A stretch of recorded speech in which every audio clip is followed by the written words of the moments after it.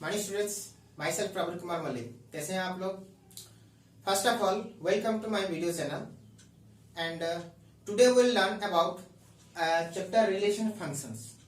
ये relation function क्या होता है और कैसे हम लोग रिलेशन एंड फंक्शन निकालते हैं और इसके क्या जरूरत चीजें हैं, ये सारी चीजें आज हम पढ़ेंगे। तो रिलेशन एंड फंक्शन ये एक बहुत ही बेहतरीन चैप्टर है +2 स्ट्रीम का और बहुत ही इंपॉर्टेंट चैप्टर है। इसे पढ़ने से पहले मैं एक बात बोलना चाहता हूँ कि ये हमेशा एक कंफ्यूजन क्रिएट करता है स्टूडेंट के बीच में। ठीक है, तो इसे जब आप पढ़ेंगे, ये बहुत ही छोटा सा बहुत ही सिंपल चैप्टर्स है और इसका यूज हर चैप्टर में है, इसीलिए ये बहुत ही इंपॉर्टेंट और महत्वपूर्ण है। इसलिए हम जब हम इसको पढ़ेंगे तो बहुत ही अच्छी तरह से और समझ कर पढ़ेंगे, ताकि जो सारे कंफ्यूजन हमारे हैं या डाउट हमारे निकलेंगे वो क्लियर होने चाहिए, वरना ये बहुत सारे प्रॉब्लम्स क्रिएट करते हैं और बहुत सारे कंफ्यूजन क्रिएट करते हैं। हम जानते हुए भी इसके क्वेश्चन अटेंड नहीं कर पाते हैं। ठीक है, तो चलिए शुरू करते हैं ये चैप्टर रिलेशन फंक्शन से। तो रिलेशन फंक्शन शुरू करने से पहले हम लोग को कुछ चीजें जाननी है जो कि हम लोग पिछले क्लास में पढ़ चुके हैं। एक है सेट, एक चीज है जिसको हम कहते हैं ऑर्डर पेयर, और एक चीज है जिसे हम कहते हैं कार्टेशियन प्रोडक्ट। तो ये तीन चीज बहुत ही इंपॉर्टेंट है। तो पहले रिलेशन फंक्शन पढ़ने से पहले हम लोग ये चीज जान लेते हैं, थोड़ी थोड़ी जान लेते हैं। जानकारी हम लोग को चाहिए, इसके पहले हम लोग ब्रीफली नहीं जाएंगे, थोड़ी सी जानकारी हम इस तीन चीज के लेंगे, उसके बाद जाके हम रिलेशन पर आएंगे। तो पहला चीज हम लोग क्या पढ़ेंगे? पहले चीज हम लोग पढ़ेंगे सेट, सेकेंड चीज हम लोग पढ़ेंगे ऑर्डर पेयर, एंड थर्ड चीज हम लोग पढ़ेंगे कार्टेशियन प्रोडक्ट। ठीक है, तो ये तीन चीज पढ़ने के बाद जाके हम लोग पढ़ेंगे क्या? रिलेशंस। तो पहले हम लोग आते हैं सेट। सेट होता क्या है? जब हम पढ़े क्लास 9 और 10 में हम लोग पढ़े हैं सेट्स। तो सेट्स क्या होता है? Sets is a collection of well defined objects. तो क्या है set? Set is the collection of well defined objects. तो ये वेल डिफाइंड ऑब्जेक्ट होता क्या है? अगर ये लिखता है कि set is a collection of objects only, तो हम कुछ भी चीज लेके उसको बना के उसको लिख देंगे तो वो एक सेट बन जाएगा। लेकिन यहां लिखे हैं हमने वेल डिफाइंड ऑब्जेक्ट्स। तो ये एक चीज है well. What is the meaning of well defined objects? That means well defined objects वो होता है जो कोई किसी भी प्रकार का इंटरप्रेट क्रिएट नहीं करता हो, किसी भी प्रकार कंफ्यूजन क्रिएट नहीं करता हो, या किसी भी प्रकार का आप में डाउट क्रिएट नहीं करता हो। ठीक है, तो सपोज इसको हम कुछ एग्जांपल लेके समझते हैं। सपोज हम ये बोलते हैं कि the numbers between natural number between natural, suppose हम लोग ये लिखते हैं natural number between 5 and 12। Natural number between 5 and 12। तो अगर हम किसी को भी पूछेंगे कि नेचुरल नंबर बिटवीन 5 and 12 क्या होता है, तो आंसर फर्स्ट से हम लोग के पास आएगा 6, 7, 8, 9, 10 and 11। सपोज हम लोग ये बोलेंगे कि 5 और 12, 5 and 12 के बीच में हमको 3 नेचुरल नंबर दो, तो कोई भी ये बोल सकता है 6, 7, 8, कोई बोल सकता है, कोई बोल सकता है 6, 7, 9, कोई बोल सकता है 8, 9, 10, कोई बोल सकता है 8, 10, 11। इस तरह का बहुत सारे आंसर आएंगे। लेकिन जिसको भी आप पूछेंगे, अगर कोई बोल रहा है 6, 7, 8, अगर उसे हम पूछेंगे क्या ये 8, 10, 11 गलत है, नहीं, वो हमेशा बोलेगा कि नहीं ये भी हो सकता है। तो इसका मतलब ये कोई कंफ्यूजन क्रिएट नहीं करता है, कोई इंटरप्रेट नहीं क्रिएट नहीं करता है। ठीक है, ओवरलैप नहीं होता है, हमेशा आंसर क्या होता है? सही होता है। सबके बारे में सबको इसे सही बोलेंगे। ठीक है, लेकिन कुछ सेंटेंस ऐसे होते हैं जो कंफ्यूजन क्रिएट करते हैं, वो डिफाइंड नहीं है, वो किसी हर इंसान के लिए, हर स्टूडेंट के लिए वो वेरी करेगा, पर्सन टू पर्सन वो वेरी करेगा। अगर हम ये बोलेंगे collection of intelligent boy in the school, तो इंटेलिजेंट बॉय क्या है? तो इंटेलिजेंट कुछ स्टूडेंट ऐसे, कुछ लोग ऐसे बोलेंगे जो 80% से ज्यादा लाए हैं वो इंटेलिजेंट है। कि कोई ये सोच सकता है कि नहीं नहीं 80% है, 90% से जो ज्यादा लाए वो इंटेलिजेंट है। कोई ये बोल सकता है या नहीं 95 से जो ज्यादा लाएगा वो इंटेलिजेंट है। तो इसका मतलब ये क्या, हर किसी के लिए इंटेलिजेंट का मतलब अलग अलग हो जाता है। ठीक है, तो इसका मतलब हम ये वेल डिफाइंड नहीं है, क्योंकि एक के लिए वो 80 से प्लस है, किसी के लिए वो 90 से प्लस है, किसी के लिए वो 95 से प्लस है। तो इसका मतलब ये वेल डिफाइंड नहीं है। समझ में आया? ठीक उसी तरह अगर हम ये करेंगे collection of the beautiful girls in the school, तो इसका मतलब ये भी एक कंफ्यूजन क्रिएट करता है, वो क्लियर वेल डिफाइंड नहीं है। क्योंकि किसी को एक लड़की सुंदर दिखता है तो किसी और को वो सुंदर हो सकता है, उसको वो सुंदर नहीं दिखे। तो इसका मतलब सुंदरता जो है, वो ब्यूटीफुलनेस जो है, वो हर किसी के लिए सेम नहीं है। जैसे हम लोग तो जाते हैं कुछ जंगल में जाते हैं, एक जगह देखते हैं उसे हमको अच्छा नहीं लगता है, लेकिन एक जो राइटर है वही जगह को देख के उसको बहुत सुंदर लगता है, वो बहुत सारी चीजें लिख लेता है, कविता लिख लेता है। तो इसका मतलब क्या, हम लोग के नजर में वो जगह का महत्व जो है, वो उस जगह का महत्व दूसरों के लिए अलग है। तो इसका मतलब क्या, वो चीजें वेल डिफाइंड नहीं है, हम उससे वेल डिफाइंड नहीं कर सकते। तो इसका मतलब वो एक वेल डिफाइंड ऑब्जेक्ट मतलब ऐसा होना चाहिए जो सबके लिए डिफाइंड। समझ में आया? तो उस चीजों को लेके हम अगर एक बनाएंगे, कलेक्शन करेंगे, तो उसको हम बोलेंगे set.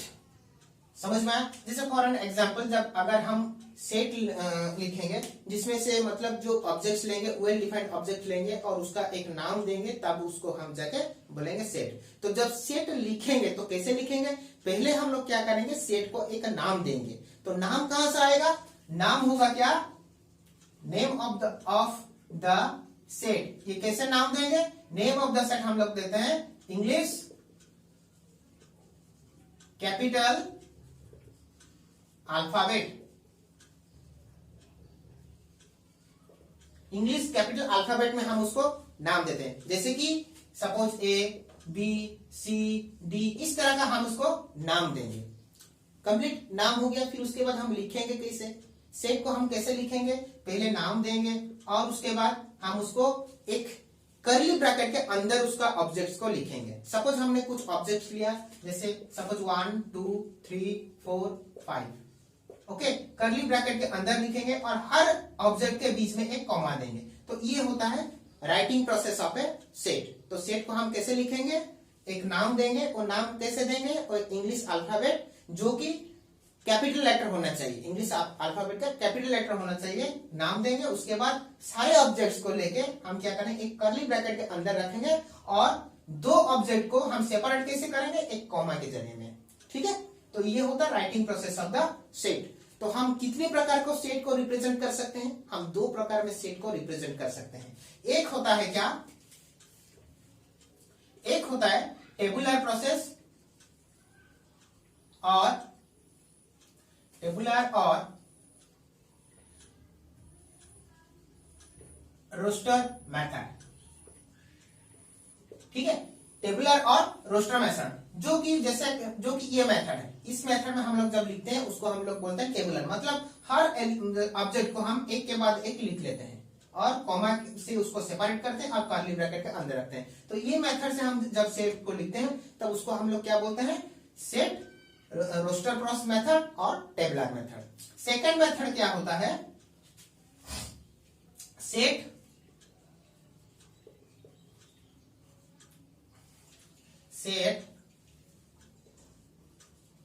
Builder method.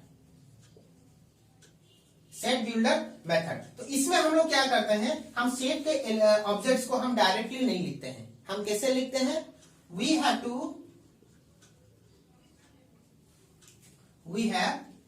To write a statement which represent all the objects of the sets। ठीक है, सारे ऑब्जेक्ट जितने सेट के सारे ऑब्जेक्ट जितने हैं उसको वो क्या रिप्रेजेंट करना चाहिए। और एक चीज बात दोस्तों, कि जो ऑब्जेक्ट सेट के हमने जो ऑब्जेक्ट लिए हैं उसको क्या बोलते हैं, एलिमेंट बोलते हैं, सेट का एलिमेंट। तो हम यहां लिख सकते हैं we have to write a statement which represent all the elements। ये अच्छी रहेगा। ये एलिमेंट क्या है? जो ऑब्जेक्ट्स हमने लिया है उसको एलिमेंट्स बोलते हैं। All the elements of the set. तो सेट के साथ जितने सारे एलिमेंट है वो उसको रिप्रेजेंट करता है, करना चाहिए। तो जैसे कि हम ऐसे लिखते हैं, देखिए ए को हमने पहले क्या लिया था 1 2 3 4 5 सपोज दिस थिंग्स। तो हमने इसको सेट बिल्डर प्रोसेस में हमने कैसे लिखा, देखिए A is equal to X such that X belongs to N. और ये लिख सकते हैं हम X is a natural number and x less than 6। अब इस चीज को देखिए, x is a natural number. तो नेचुरल नंबर किसे हम कहेंगे 1 2 3 4 5 6 7 8 9 10 इस तरह चला जाएगा। तो x, यही सारी चीज x हो सकते हैं। और उसके बाद क्या लिखा है एंड x लेस देन 6। तो इनमें से लेस देन 6 कौन है? लेस देन 6 यही है। इसके बाद ये तो इक्वल्स टू 6 हो गया, ये ग्रेटर देन 6, ग्रेटर देन, ये सारे क्या हो जाएंगे ग्रेटर देन 6 हो जाएंगे। तो ये सारे नहीं जाएंगे, ठीक है। तो हमारे पास x का मतलब क्या बना 1 2 3 4 and 5। So here we have represent this set in set builder process complete. So ये सेट के बारे में जानकारी हो गया। अब आते हैं ऑर्डर पेयर, ठीक है। अब ऑर्डर पेयर क्या होता है? ऑर्डर पेयर होता है it is a pair written in the form of a, b। इस तरह हम इसको लिखेंगे ऑर्डर पेयर को, ठीक है। where a belongs to capital A and b belongs to capital B। समझ में आया?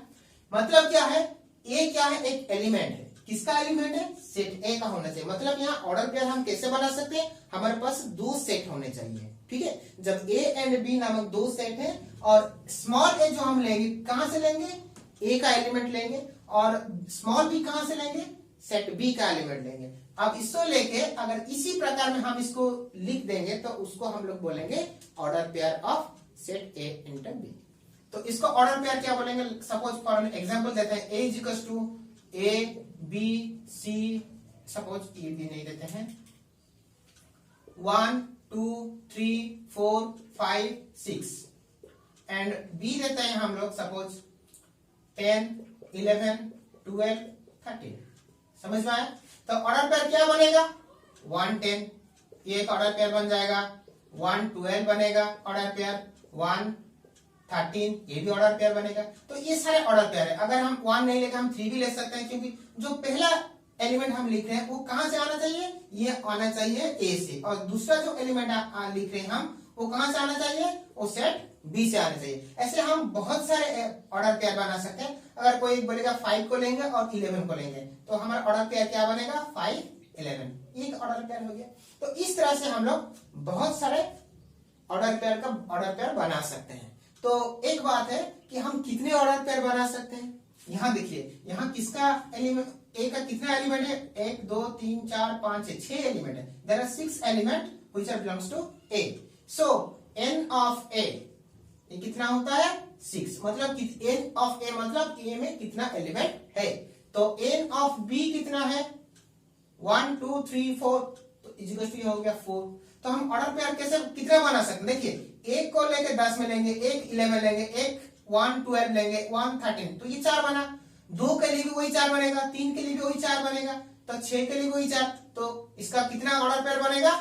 तो उसका रिजल्ट क्या होगा 6 into 4 मतलब 24। 24 तो ऑर्डर पेयर हम बना सकते हैं। तो रिजल्ट क्या होगा? एक ऑर्डर पेयर हम कितने बना सकते हैं? The total number of order pair. तो हम क्या लिख सकते हैं? इसमें एक फॉर्मूला आ सकता है, the total number of order pair we can make, कितना बना सकता है? Equal to m into n। कितना बना सकता है? m, where m into n नहीं रहते हैं, हम सपोज यहाँ क्योंकि n मिसगाइड करेगा तो x इंटू वाई कर लेते हैं, ठीक है। तो where n of set A is equals to x and n of set B is equals to y। तो इसका मतलब क्या, A में जितना एलिमेंट है, B में जितना एलिमेंट है, नंबर ऑफ एलिमेंट, ठीक है, इसमें जितने एलिमेंट और इसमें जितने एलिमेंट को मल्टीप्लाई कर देंगे तो उतना ऑर्डर पेयर हम लोग के पास हो सकता है, हम उतना ऑर्डर पेयर बना सकते हैं, ठीक है। तो ये हो गया तुम्हारा ऑर्डर पेयर। तो अब देखते हैं हम लोग कार्टेशियन प्रोडक्ट। तो ये कार्टेशियन प्रोडक्ट होता क्या है? It is the collection of all possible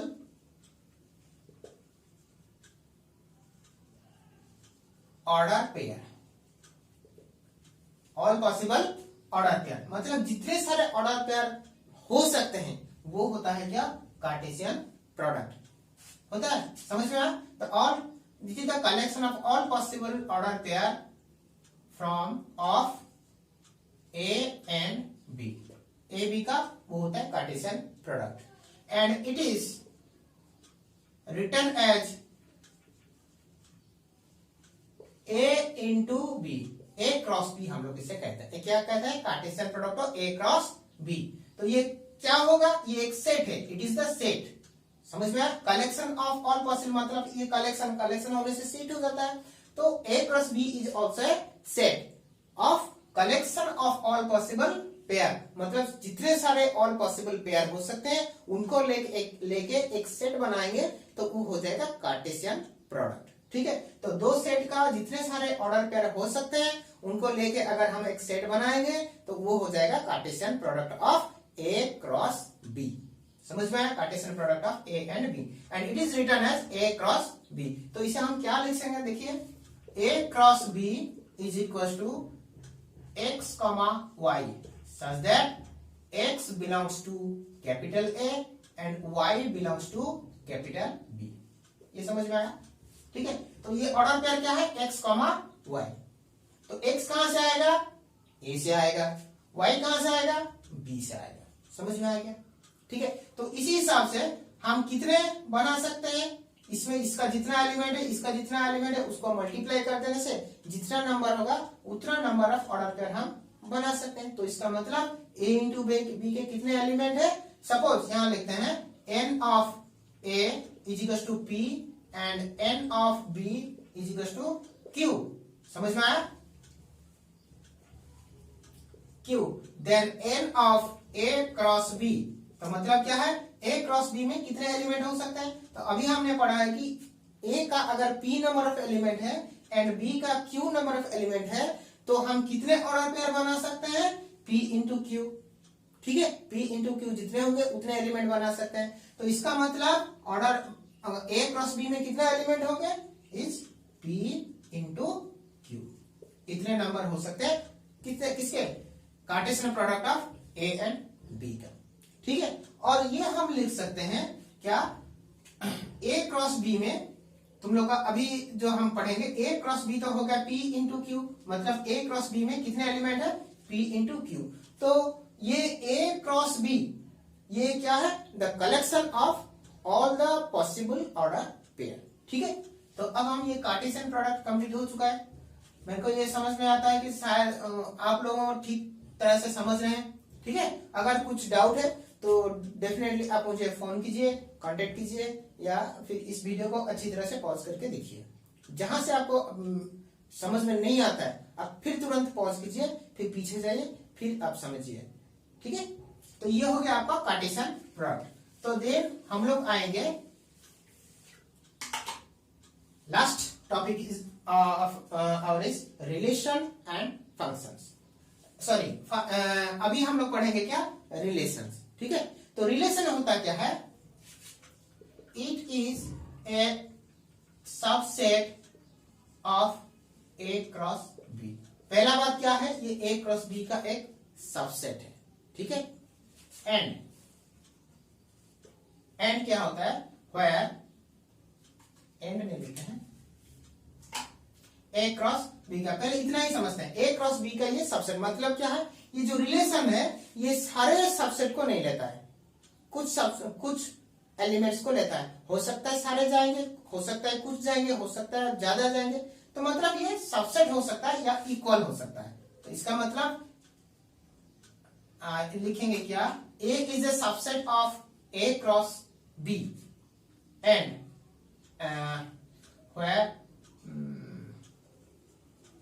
where A belongs to capital A, sorry X y लेते हैं, X belongs to capital A and Y belongs to capital B। ठीक है, X किसका एलिमेंट होगा, A का एलिमेंट, एंड Y B का element हो। इससे हम where नहीं लिखते हैं, for लिखते हैं। For X belongs to capital A and Y belongs to capital B, X should be connect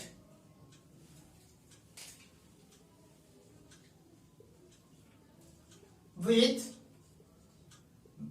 Y in a relation। तो इसका मतलब क्या है, थोड़ा देख लीजिए। ए पहले क्या होता है, रिलेशन जो है वो क्या है, एक सबसेट है। किसका सबसेट है, ए क्रॉस बी का। ए क्रॉस बी का ये सबसेट है। और क्या है, जिसमें से हम लोग ए क्रॉस बी में होता है क्या है, कार्टेशियन मतलब ऑर्डर पेयर होते हैं। तो ऑर्डर पेयर में क्या होते हैं, दो एलिमेंट रहते हैं, एक एलिमेंट सेट ए का एक सेट का आता है, दूसरा एलिमेंट अलग सेट का आता है। तो इसीलिए हमने x element of A and y element of B, ये इसके लिए हम क्या करेंगे, x should be connect with y in a relationship. तो इसका मतलब क्या, ऐसे ही हम लोग उसका पेयर लेंगे जिसमें से एक्स एंड वाई मतलब पहला एलिमेंट और दूसरा एलिमेंट एक दूसरे के साथ कनेक्ट होना चाहिए। ऐसा नहीं कि हम सारे एलिमेंट ले जाएंगे, ठीक है। ऑर्डर पेयर में सारे जाएंगे लेकिन रिलेशन में सारे नहीं जाएंगे। वो किस तरह का पेयर जाएंगे, जिसमें पहला एलिमेंट दूसरा एलिमेंट के साथ कुछ रिलेशन बना रहा हो, ठीक है। एक एग्जाम्पल में हम इसको समझेंगे, ठीक है। फॉर सपोज ए लेते हैं, क्या लेते हैं, स्टूडेंट्स बॉयज लेते हैं, ठीक है। Boys of class 8 and B लेते हैं गर्ल्स ऑफ क्लास 9, ठीक है। अगर ये लेंगे तो हम ये बना सकते हैं, सबसे एक क्लास 8 में जितने सारे स्टूडेंट्स हैं बॉयज हैं तो वो सेट ए में लेंगे, और क्लास 9 में जितने सारे गर्ल्स हैं उसको सेट बी में लेंगे। अगर हम ये लिख सकते हैं, एक रिलेशन बनाएंगे, सो रिलेशन, अगर हम ये रिलेशन बनाएंगे, x relation is equal to x, कहां से लाए, belongs to A and y belongs to B, and x is the sister of y, ठीक है। तो ये एक रिलेशन हमने बनाया। रिलेशन कहां से लाया, एक्स बिलोंग्स टू ए से आएगा, वाई कहां से आएगा, बी से आएगा, और एक्स क्या होगा, वाई के सिस्टर होगा। तो ऐसे कॉम्बिनेशन हो सकते हैं, मतलब जो जिसमें जो हम ये लिखेंगे, सॉरी हमने यहां थोड़ा सा गलत कर लिया, वाई गर्ल्स है तो y is the sister of x. तो इनमें से जितने सारे 8 के गर्ल्स, 9 के गर्ल्स, जितने सारे गर्ल्स हैं जो 8 के भाई हैं, तो उन स्टूडेंट को लेंगे। सपोज इसमें से बी में एक स्टूडेंट है जो ए में जो बॉयज है उसका एक भाई, तो इसका मतलब क्या, वो लड़का और ये लड़की ये रिलेशन में आ जाएंगे। सारे तो लड़के और सारे लड़के नहीं आएंगे। सपोज ए में हमने ऐसा देखा कि ए में जो है, सपोज प्रतीक लिए, और सपोज ऐसा पूरा एग्जाम्पल ले जाते हैं तो ये अच्छी तरह से समझ में आएगा आप लोगों को। सपोज ए में हमने लिया, ठीक है, विकास, और उसके बाद ले रहे हैं, और कुछ नाम बोलो, राम, जदू, मानव, ठीक है। और बी में हम लिए रेखा, रश्मि, और उसके मन सुप्रभा, ठीक है। और इसमें हम ये देख रहे हैं ये विकास जो है ये रश्मि की ब्रदर, तो इसमें से जो रिलेशन बनेगा, रिलेशन में क्या आएंगे, ये आएगा विकास कॉमा रश्मि, ठीक है, ये प्यार आएंगे। और एक हमने देखा रेखा जो है ये मानव का सिस्टर है, और तो इसका मतलब और क्या आएगा, मानव और कोई नहीं, तो इसका मतलब रिलेशन में कौन कौन आए, ये पेयर आए। समझ में आया, अब समझ में आ सकता है। तो हम ऑर्डर पेयर अगर बनाएंगे तो सारे बनाएंगे, विकास रेखा, विकास रश्मि, विकास सुप्रभा हो सकता है, फिर राम रेखा, राम रश्मि एंड राम सुप्रभा हो सकता है, जदू रेखा, जदू रश्मि एंड जदू सुप्रभा हो सकता है, मानस रेखा, मानस रश्मि एंड मानस सुप्रभा हो सकता है। लेकिन इनमें से सिर्फ यही दो पेयर गए, क्यों कि रिलेशन हमको क्या दिया गया है, x should be the sister, y should be the sister of x। तो ये रिलेशन हमको दिया गया, हम तो x एंड y ऐसे ही चुनेंगे जब जहां y क्या होगा, x का सिस्टर होगा, तब जाके हम उस एलिमेंट को ले सकते हैं, वरना दूसरा एलिमेंट को नहीं ले सकते हैं। तो हमारे एग्जाम्पल के अनुसार यही रिलेशन में आएंगे। तो इस तरह से हम बहुत रिलेशन बना सकते हैं। ऐसा बना सकते हैं कि x का एज y से बड़ा हो सकता है, x का एज y से सेम हो सकता है। अगर हम कुछ नंबर्स लेंगे, सपोज a में हम ले जाते हैं 1 2 3 4 5 6 ले जाते हैं, एंड b से ले जाते हैं 3 4 8 7 9 11 15, इस तरह से हम ले जाएंगे। हो सकता है हम एक रिलेशन बनाए, क्या x एक रिलेशन बनाए सपोज, ठीक है। तो इस एलिमेंट को देखिए x is equal to y square, ये एक रिलेशन बन सकता है। और क्या बन सकता है, x is equal to 2y, ये बन सकता है। और एक कुछ रिलेशन बन सकता है y is equal to 3x, ये रिलेशन बन सकता है। तो ऐसे हम बहुत सारे रिलेशन बना सकते हैं, और रिलेशन बना के हम इसका ऑर्डर पेयर बना के रिलेशन में दे सकते हैं। तो जितने सारे ऑर्डर पेयर ये रिलेशन को सेटिस्फाई करेगा, वो रिलेशन के एलिमेंट्स होंगे। समझ में आया। तो ये रिलेशन क्या होता है, relation is the subset of a cross b, where for any element x belongs to a and y belongs to b, x should be connect with y in a particular or definite relation. Okay, so अब हम ये पढ़ेंगे, ये relation बनाने के बाद जो हमने रिलेशन बनाया, सपोज एक रिलेशन है, इसमें बहुत सारे एलिमेंट, ये a1 b1 एक एलिमेंट आया, और a2 b2 एक पेयर आया, a3 b3 एक पेयर है, तो इतने सपोज पेयर है। तो ये जो a1 एंड b1 है, a1 एंड b1, तो इसमें से हम a1 को बोलते हैं फर्स्ट एलिमेंट, और ये b1 को जो है बोलते हैं हम सेकंड एलिमेंट, ठीक है। तो ये ऑर्डर पेयर का ऑफ ऑर्डर पेयर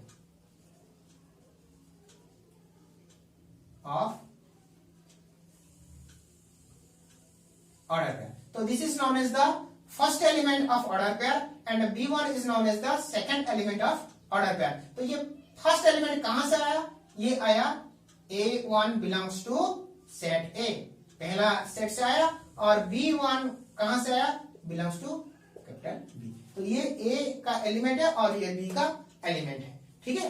तो अब जब ये A का एलिमेंट जो है उसको हम लोग बोलेंगे, जो पहला एलिमेंट ऑर्डर पेयर का जो पहला एलिमेंट है उसको हम बोलेंगे एलिमेंट ऑफ ए डोमेन। तो इसमें हम लोग अभी पढ़ेंगे क्या, रिलेशन में domain and range, domain and range. तो इसका मतलब डोमेन क्या है, ये जो पहला एलिमेंट ये होता है डोमेन, और रेंज क्या होता है, ये जो दूसरा एलिमेंट। तो इस तरह का रिलेशन में जितने सारे एलिमेंट आएंगे तो उनका पहला जो पेयर का बनेगा, वो पेयर का जो पहला एलिमेंट है वो डोमेन में जाएंगे, और वो पेयर का जो दूसरा एलिमेंट है वो रेंज में जाएंगे। Okay, so by taking some example, suppose we will learn it. Okay, suppose a is equals to 1 2 3 4 5 6 and B क्या ले रहे हैं, b इज इक्वल टू 3 5 6 8 10 12। ठीक है, हमने एक रिलेशन बनाया, क्या रिलेशन a टू बी, इसको लिखते कहते हैं रिलेशन a टू बी। मतलब ये पहला सेट कौन है, a है, दूसरा सेट कौन है, b। मतलब relation a to b is not equal to relation b to a। मतलब क्या है, यहाँ इसका एलिमेंट से कनेक्ट होना चाहिए। ठीक है, और इसमें क्या है, इसका एलिमेंट इससे कनेक्ट होना चाहिए। ठीक है, relation a to b is not equal to the relation b to a। Suppose यहाँ एग्जांपल में आप अच्छी तरह से समझ जाएंगे, बी सच दैट, ठीक है, for x belongs to a and y belongs to b, कितना होना चाहिए ये बाद में लिखते हैं, such that x is equal to a लिखते हैं। Suppose y is equal to 2x where x belongs to a and y belongs to b। तो हमने रिलेशन क्या बनाया, y is equal to 2x। अगर ये जो एलिमेंट्स ये रिलेशन को सेटिस्फाई करेंगे तो उनको लेके हम लोग क्या बनेंगे, ऑर्डर पेयर बनेंगे। वो किसका एलिमेंट होंगे, रिलेशन r टू b का, a टू b। तो इसका मतलब हम देखेंगे किसमें कौन सा एलिमेंट, x में 2 x for x is equal to 1। तो x का अगर x को हम 1 लेंगे तो 2x इक्वल टू y हो गया, तो 2x इक्वल टू 2 हो गया। 2 है क्या, इसमें तो है नहीं। तो अगर हम 2 लेंगे 4 तो 4 है क्या, नहीं। तो अगर हम 3x is equal to 1 for x is equal to 1 2 3 4 5 6 इतने सारे x का एलिमेंट है, तो 2x y is equal to कितना 2x, ये कितना होना चाहिए 2 होना चाहिए, ये कितना होना 4, ये कितना होना 6, ये कितना होना 8, ये कितना 10, ये कितना 12, यही होना चाहिए। तो हम ये देख रहे हैं y जो एलिमेंट कहां से आएगा, सेट b का। b का ये सारा एलिमेंट है क्या, नहीं है। तो कौन कौन है, देखिए 6 है तो ये 6 जाएगा, 8 है तो यहाँ 8 जाएगा, 8 है, 10 यहाँ 10 है, हाँ 10 है, 12 यहाँ 12 है, हाँ। तो यही सारे एलिमेंट जाएंगे। तो इसका मतलब ये एक पेयर बना, ये एक पेयर बना, ये पेयर बना, ये पेयर बना, ये सारी चीज पेयर नहीं बनेगी। तो इसका मतलब finally R A to B क्या क्या बनेंगे, 3 6। पहले हम किसका एलिमेंट लेंगे, ए टू बी, मतलब पहला एलिमेंट x a का होगा, दूसरा एलिमेंट b का। जो पेयर बनाएंगे पहला एलिमेंट a, तो a का कौन आएगा, ये वाला 3 6, ये एक पेयर बना। और बना कौन 4 8, ये बना। और कौन बनेगा 5 10, ये बना। और 6 12। तो ये हमारा ऑर्डर पेयर बना। समझ में आया, ये हो गया रिलेशन। अगर हम यही चीज को हम रिलेशन b टू a बनाएंगे, b टू a, तो वही चीज हम देखेंगे। तो b टू a मतलब पहला एलिमेंट किसका होगा, b का होगा, दूसरा एलिमेंट किसका होगा, a का होगा। समझ में आया। तो ये a टू b का यही रिलेशन है। जब हम इसको b टू a कर देंगे तो वो क्या होना चाहिए, अब देखिए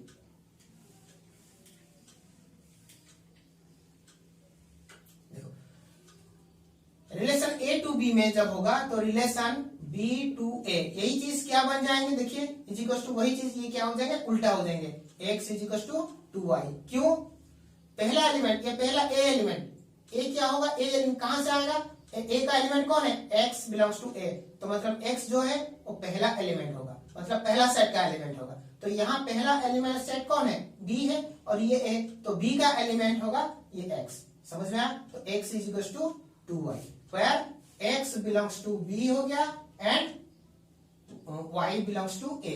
ये भी हम लिख सकते हैं और ये भी लिख सकते हैं। अगर यही रिलेशन हम रखेंगे, क्या रखेंगे, x वही, अगर हम यही चीज को रखेंगे, सपोज हम वही को रखते हैं, y is equal to 2x।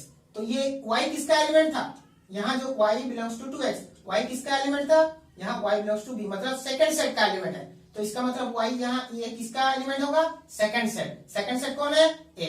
तो इसका मतलब x बिलोंग्स टू x, ये किसका एलिमेंट था, पहला सेट का। तो ये पहला सेट कौन है, b। तो ये x बिलोंग्स टू b में आना चाहिए। और ये y किसका एलिमेंट था, b का। b मतलब कौन, दूसरा सेकंड सेट का। तो ये y बिलोंग्स टू किसका एलिमेंट होना चाहिए, b का, सॉरी a का। समझ में आया। तो अब हम रिलेशन बनाते हैं, y is equals to 2x, x belongs to b and y belongs to a। ठीक है, तो b का क्या कौन कौन एलिमेंट है, ये एलिमेंट है b का, और a का कौन कौन एलिमेंट है, ये है। तो हम अभी देख रहे हैं, तो x का वैल्यू क्या होगा, x belongs to बी में, तो बी में क्या है 3, 5, 6, 8, 10, 12। ठीक है, तो इसका 2x